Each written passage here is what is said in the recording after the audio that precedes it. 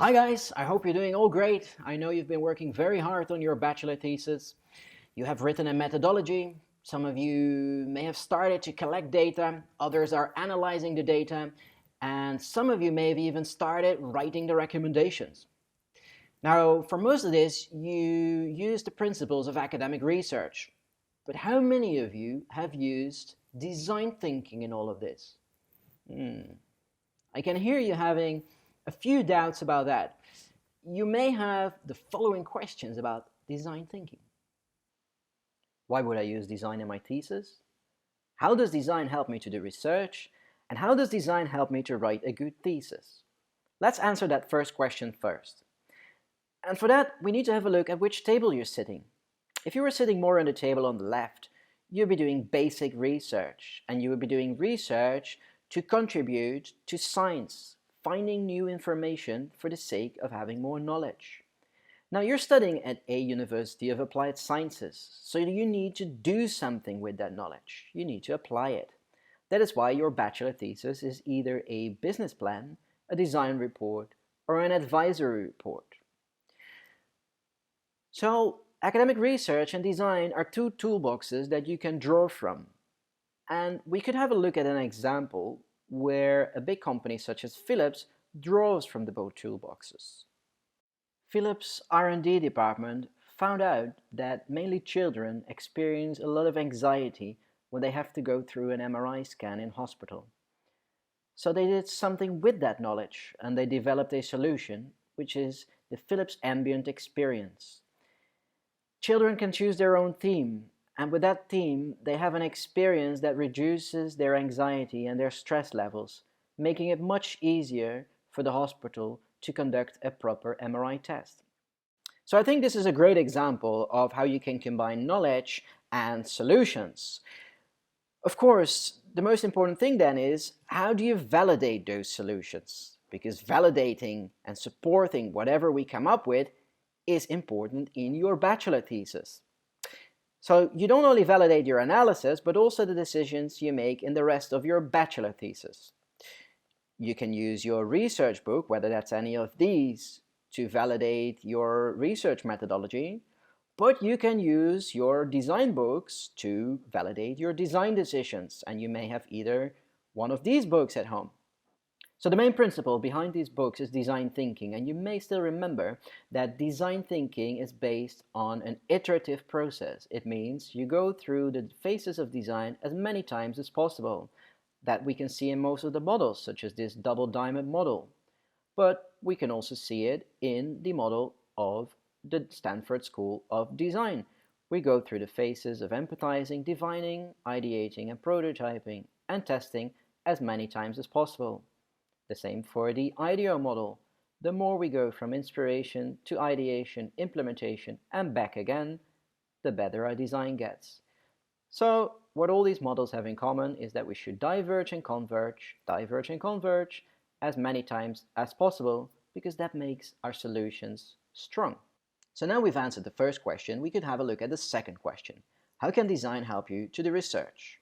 And for that we need to have a look at the differences between the analytical function of academic research and the analytical function of design, which is your second toolbox that you have by now. The analytical function of academic research is mostly focused on defining the problem, the dark side that we're leaving behind. Now with design, you are also conducting an investigation, but it's more focused on the solution, the opportunity. You're already putting a dot on the horizon that you're heading to. Now, there are ways to do this. Have a look at some of the design books and you'll find some methods for this. Some of them, they focus on defining the user, for example, with, for example, personas. Now, how do you keep yourself away from digging into the problems? You rather want to find some opportunities, that dot on the horizon. For that, you could use an approach which is called appreciative inquiry. Have a look at it. It consists of 4 phases: discovery, dream, design, and destiny. This will help you to dig up the positive core. In other words, appreciate what is, the opportunities. How can you do that? Well, you could use your semi-structured interview technique for that. For example, laddering. Have a look at this basic transcript. Here, we're digging up the attributes of a particular product. We continue asking and we'll start finding effects.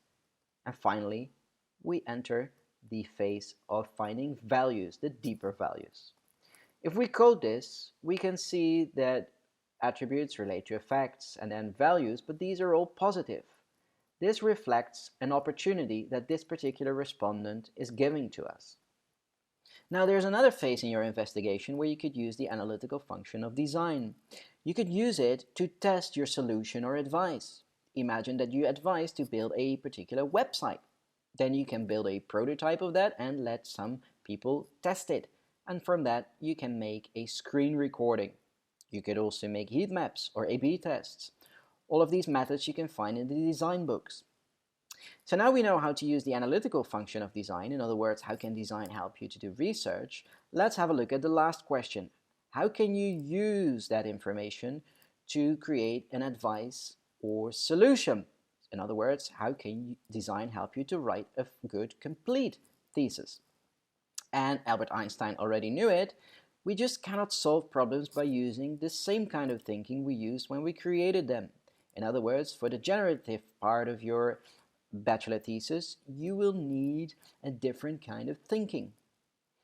For most of you, you have been very confident with working on your research methodology, finding the data, writing your literature review, but this to some seems to be a bit more like unexplored territory.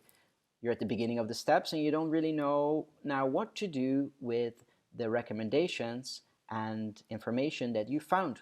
How can you create a good advice, solution, or design? Again, just validate it. Whatever decisions you make, also in the generative part of your investigation, try to find methods, models, or theories to support your decisions. So if you start concept mapping, then at least base that on a particular theory or model about concept mapping. Whatever you do in this generative phase, try not to do this as much alone, because coming up with great advice, a good design, or a good business plan is not easy if you're doing this by yourself. Try to involve your commissioner or at least other people so that in a team you can come to great ideas. That may not be very easy if you're at a distance. So you could also use digital tools such as Miro. It helps you to ideate and brainstorm on this particular digital platform. There are all sorts of tools out there. Have a look at them. Another method that you could use is the value proposition canvas. It's a great tool that helps you to connect your gain creators and pain relievers, in other words, your solution, to gains and pains. So that would be your problems and opportunities. Another thing that you could do is create a user map or a guest journey. Or you could advise your commissioner to start storytelling. Perfect, but then try to base it on something. Validate it with a theory or model. In this case, for storytelling, you could use the dramatic arch, for example.